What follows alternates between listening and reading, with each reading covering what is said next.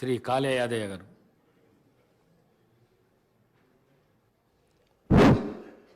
తెలంగాణ రాష్ట్ర 3వ శాసనసభ స్పీకర్గా ఎన్నికైనందుకు మొట్టమొదట నా హృదయపూర్వక ధన్యవాదాలు.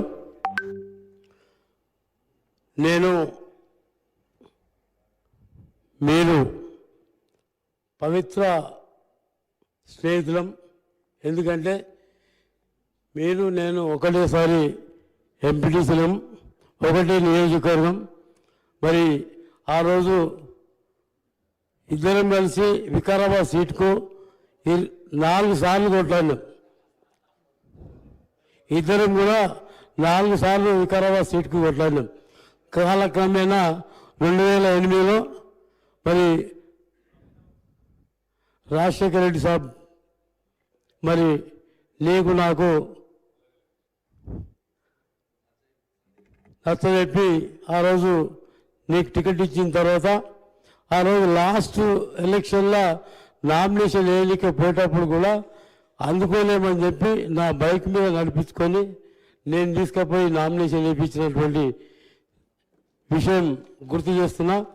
మరి ఎందుకంటే మనం అపూర్వ స్నేహితులం కాబట్టి ఒకటేసారి ఎంపీపీ, ఒకటే నియోజకవర్గం వెళ్ళి పక్క మండలాలకు వెళ్ళి ఎంపీపీలుగా ఉండి మరి ఆ రోజు నుంచి ఇప్పటి వరకు మరి కాలక్రమేణా నాకు చేవెళ్ళ టికెట్ రావడం జరిగింది. మరి మీకు వికారాబాద్లో కూడా 2 సార్లు ముఖ్యమంత్రి గారు కూడా వికారాబాద్ పోతావాలని కూడా అడిగినాను. మొన్న వికారాబాద్ పోమని కూడా చెప్పిండు. ఆయన కూడా నేను వికారాబాద్ పోను సార్, చేవెళ్ళకి వెళ్ళి ఉంటాను చెప్పు. కాబట్టి ఏది ఏమైనా అందరికంటే ఎక్కువ సంతోషం నాకుంటుంది. ఎందుకంటే నేను ఫస్ట్ టైం తీసుకుపోయినప్పుడు నామినేషన్ నా బైక్ మీద తీసుకుపోయి ట్రాఫిక్లో జామ్ అవుతున్నామని చెప్పేసి బైక్ మీద తీసుకుపోయి నామినేషన్ వేసి ఇచ్చిన సందర్భం. అదేవిధంగా మేడం ప్రచారంలో భాగంగా 2008లో ఒక ఊళ్ళో ఎమ్మెల్యే క్యాండిడేట్ ఏంటంటే మేడం నన్ను చూపించింది, ఆయన ఎమ్మెల్యే క్యాండిడేట్. అలాంటి సందర్భం అంటే ఒక లాస్ట్ ప్రచారం ముగించే సమయం లోపల మరి ఆ ఊరికి రాలేని పరిస్థితిలో వేరే మండలాలు ఉంటే అక్కడ నన్ను చూపించిన సందర్భం ఉంది. కాబట్టి అందుకే మనం అపూర్వ స్నేహితులం అని చెప్తున్నా. మరి అదేవిధంగా అపూర్వ సోదరులం.